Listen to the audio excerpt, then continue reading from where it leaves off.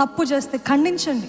మీరు అనుకుంటున్నారు అక్క ఎంత సాఫ్టో అని అనుకుంటారు. వాస్తవానికి ఇంట్లో వచ్చి అడగండి, నా బిడ్డలకి ఎవరు భయం అంటే వారి తండ్రి కాదు, నేనంటే ఎక్కువ భయం.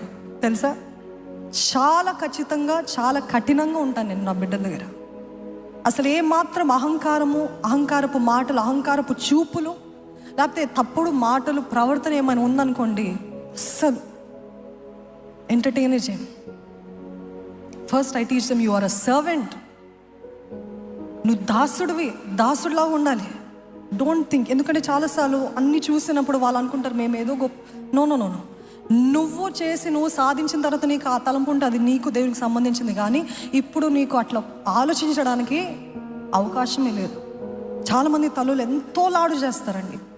నాకు నిజంగా కొన్నిసార్లు కోపం వస్తుంది. అంత లాడు అక్కర్లేదు. ప్రేమించండి. నా బిడ్డలకి తెలుసు ఎప్పుడు ప్రేమిస్తానో ఎప్పుడు ఖండిస్తాను.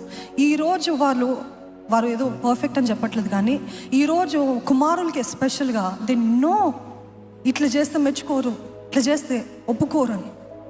ఆ గౌరవము తల్లులుగా సంపాదిస్తున్నారా? చాలామంది బిడ్డలు తల్లిదండ్రులు అలాగా చీపురు కట్ట తీసినట్టు తీసి పడేస్తుంటారు. ఎందుకు అని అంటే ఆ బిడ్డలు అలాగా చేయడము తప్పు. I don't not encourage that. కానీ తండ్రులు కూడా ఆ రీతిగా వారి దగ్గర ప్రవర్తించారు కాబట్టి వారు అలాగే చేస్తున్నారు. ఏమాత్రం సెల్ఫ్ రెస్పెక్ట్ లేదు తల్లిగా.